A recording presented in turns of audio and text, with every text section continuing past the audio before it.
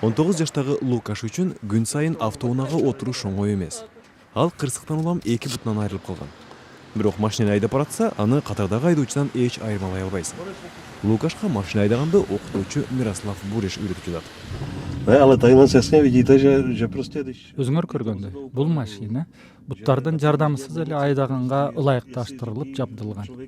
Бирок сырттан караган машинеде майы отурабы, колу буту соо адам отурабы эч айырмалай албайт.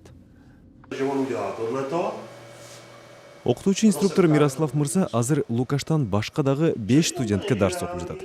Студенттер жолдо баратканда майы кызматкери эмнени көрсөтүп жатканын так каныктай билиши керек. Бирок машина айдоого окууга алуу майып үчүн оңой эмес дейт ал. Колунда айдоочунун күбөлүгү бар адам эркин адам. Бул документ эркиндикти берет.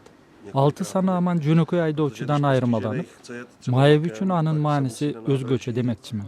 Мисалы, поездге отуруп, башка бир жакка барыш үчүн майып киши 3 күн мурда тийиштүү органдарга чалып, өзүнөн кабар берип, жардам сурашы зарыл.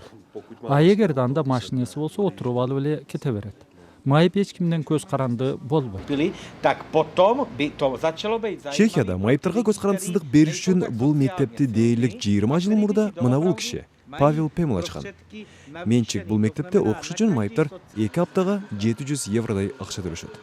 Пемл мырза азыр бул өңдүү мектептер Европанын башка өлкөлөрүндө да ачылышын жактап келатат. Ал үчүн бул бизнес эмес, кайрымдуулук. Но конкуренция воновите Чехияда атаандаштык болбойт. Анткени бул өңдүү мектепти ачыш үчүн автоунaalарды майыптарга ылайыкташтырып оңдоп, аларга жатакана салып, тамак аш менен камсыздоого аябагандай көп каражат керек. Студенттерден түшкөн акча мына ушул чагашанын баарын актабайт. Пемл мырзанын жардамчысы Итка айым бизге мектептин жатаканасын көрсөтүп берди.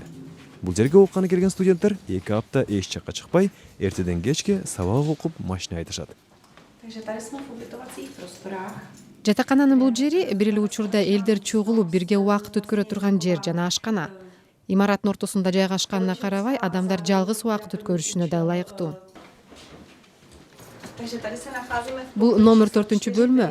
Бөлмөлөр баары бирдей жабдылган. Бул кол жуугуч, кийим үчүн шкаф, сателлит орнотулган телевизор, сабак окуганга стөл, интернет байланышы да бар.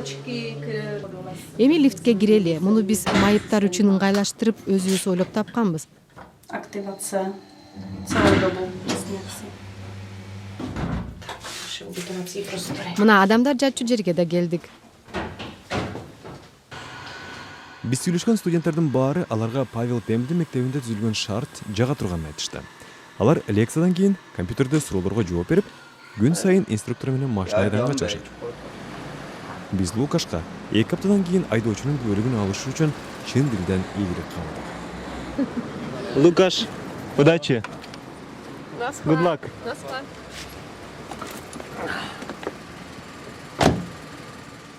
Төрөкулдоров, Азаттык плюс үчүн Чехия Республикасынан.